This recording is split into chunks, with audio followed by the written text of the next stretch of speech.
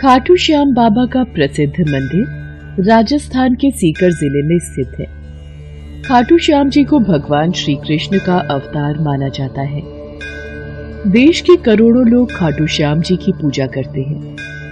खाटू श्याम जी मंदिर में हर वक्त भक्तों का तांता लगा रहता है और विशेष रूप से होली से कुछ दिन पहले सीकर जिले में खाटू श्याम जी का विशाल मेला आयोजित होता है, जिसमें राजस्थान सहित अन्य प्रदेशों के श्रद्धालु भी बाबा के दर्शन करने आते हैं।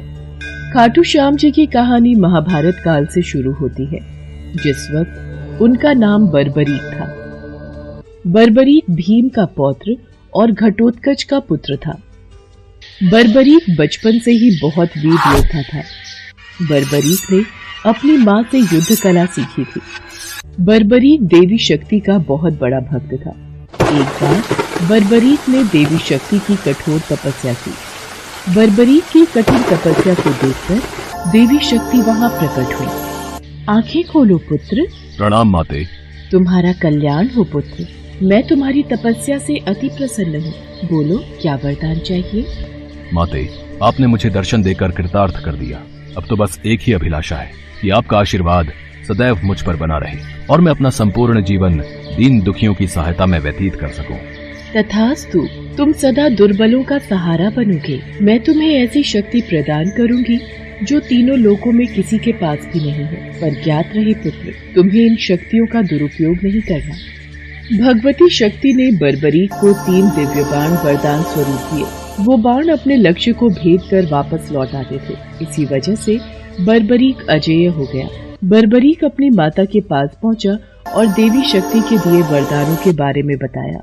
माँ, मैं भी कौरव और पांडव के युद्ध में जाना चाहता हूँ।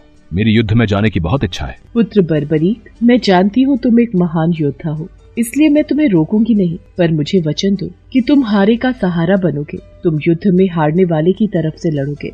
मैं आपको वचन देता हूँ, मैं हारने वाले की ओर से ही युद्ध करूंगा। अपनी माँ को वचन देकर बर्बरीक नील घोड़े पर सवार होकर 3 बाण लेकर रवाना हो गया। भगवान कृष्ण तो अंतर्यामी है, वो ये सब लीला होते देख रहे थे। भगवान कृष्ण जानते थे कि बर्बरीक केवल हार रही सेना की तरफ से लड़ेगा, और वो ये भी जानते थे कि कौरवों को भी बर्बरीक के इस वचन के बारे में पता है। बर्बरीक कौरवों का सहयोग कर पांडवों का विनाश कर देगा। इस प्रकार जब वो कौरवों की तरफ से लड़ेगा तो पांडवों की लड़ रही सेना कमजोर हो जाएगी। उसके बाद वो पांडवों की सेना में चला जाएगा। इस तरह वो दोनों सेनाओं में घूमता रहेगा।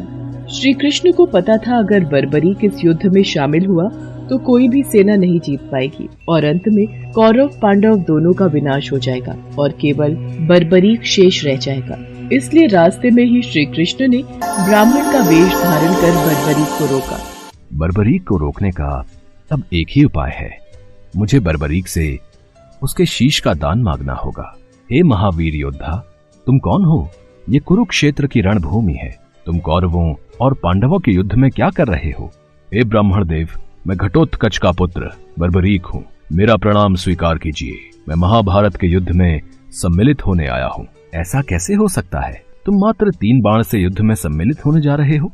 ब्राह्मण देव, ये बाण कोई साधारण बाण नहीं है। इनमें से मात्र 1 बाण भी शत्रु सेना को परास्त करने के लिए पर्याप्त है, और ऐसा करने के बाद बाण वापस तरकश में ही लौट आएगा। अच्छा, तो फिर इस पीपल के पेड़ के सभी पत्रों को छेद कर दिखलाओ। बस इतनी सी बात ब्राह्मण देव।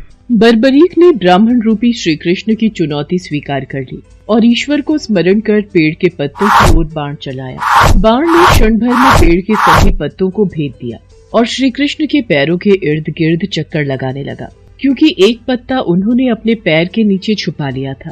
ब्राह्मण राज, अपना पैर यहाँ से हटा लीजिए, वरना ये तीर आपके पैर को भेद देगा। ये तीर बिना लक्ष्य पूरा किए वापस तरकश में नहीं लौटते। बर्बरीक के तीर अचूक हैं, लेकिन अपने निशाने के बारे में खुद बर्बरीक को भी पता नहीं रहता है। असली रणभूमि में अगर मैं सभी पांडव भाइयों को अलग अलग कहीं छिपा भी दूंगा ताकि वो बर्बरीक का शिकार होने से बच जाएं, तब भी बर्बरीक के तीरों से कोई नहीं बच पाएगा। इन अचूक तीरों से कोई नहीं बच सकता है। हे वीर योद्धा, मैं तुम्हारे साहस की सराहना करता हूँ। मैं तुमसे दान स्वरूप कुछ मांगना चाहता हूँ। ब्राह्मण महाराज, यदि मेरे वश में होगा तो मैं आपकी इच्छा स्वरूप दान की अभिलाषा जरूर पूर्ण करूंगा। मैं वचन देता हूँ, आप मुझसे दान में जो भी मांगेंगे मैं आपको मना नहीं करूंगा। मुझे तुम्हारा शीश दान चाहिए, क्या तुम ऐसा कर सकते हो? आप कौन हैं? मुझे अपना परिचय दीजिए। आप मुझे ब्राह्मण नहीं दिखाई देते, कृपया करके मुझे अपने वास्तविक रूप से अवगत कीजिए। बर्बरीक की प्रार्थना करने पर भगवान कृष्ण अपने रूप में आ जाते हैं। बर्बरीक उन्हें प्रणाम करता है। वासुदेव कृष्ण, आप स्वयं मेरे शीश दान की अभिलाषा हेतु आए हैं। बर्बरीक, युद्ध भूमि की पूजा के लिए एक वीरवर क्षत्रिय के शीश के दान की आवश्यकता होती है और तुम महावीर महायोद्धा हो, अतएव मैं तुमसे शीश दान मांगता हूँ।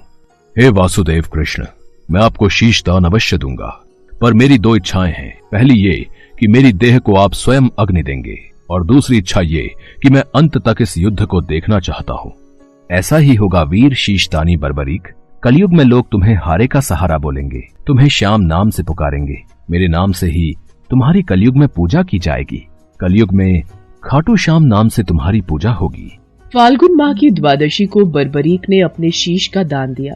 बर्बरीक को ब्रह्मा जी का श्राप था कि उनकी मृत्यु पृथ्वी लोक पर भगवान कृष्ण के हाथों ही होगी, तभी वो श्राप मुक्त हो सकता है। बर्बरीक का सिर युद्ध भूमि के समीप ही एक पहाड़ी पर सुशोभित किया गया, जहाँ से बर्बरीक ने संपूर्ण महाभारत का युद्ध देखा। युद्ध की समाप्ति पर पांडवों में ही आपसी बहस होने लगी कि युद्ध में विजय का श्रेय किसको जाता है। इस पर श्री कृष्ण बोले, तुम सबको आपस में विवाद में पड़ने की कोई आवश्यकता नहीं है। बर्बरीक का शीश संपूर्ण युद्ध का साक्षी है, अतएव उससे बेहतर निर्णायक भला कौन हो सकता है। ठीक है वासुदेव, फिर हम इस निर्णय को जानने के लिए बर्बरीक के पास ही चलते हैं। पौत्र बर्बरीक, तुमने तो युद्ध को बहुत ध्यान से देखा है, क्या तुम बता सकते हो हम सब वीरों में से इस युद्ध को जीतने का श्रेय किसे जाता है? श्री कृष्ण ने ही युद्ध में विजय प्राप्त कराने में सबसे महान कार्य किया है। उनकी शिक्षा, उनकी उपस्थिति, उनकी युद्ध नीति ही निर्णायक थी। मुझे तो युद्ध भूमि में सिर्फ वासुदेव कृष्ण का सुदर्शन चक्र घूमता हुआ दिखाई दे रहा था, जो कि शत्रु सेना को काट रहा था। इस धर्म युद्ध को जीतने का संपूर्ण श्रेय भगवान श्री कृष्ण को ही जाता है।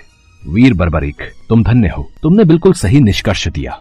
इसके पश्चात सभी पांडव बर्बरीक के निर्णय की सराहना करते हैं और भगवान कृष्ण से क्षमा मांगते हैं, क्योंकि वो जानते थे यदि स्वयं वासुदेव न होते तो ये धर्म युद्ध जीतना असंभव था। धर्म की विजय स्वयं वासुदेव कृष्ण के कारण ही हुई थी। भगवान कृष्ण के आशीर्वाद से बर्बरीक को कलयुग में श्याम नाम से पुकारा जाने लगा। आज भी खाटू श्याम जी महाराज के अनेकों भक्त रोजाना उनके दर्शन करने जाते हैं और उनसे मन वांछित फल की प्राप्ति करते हैं।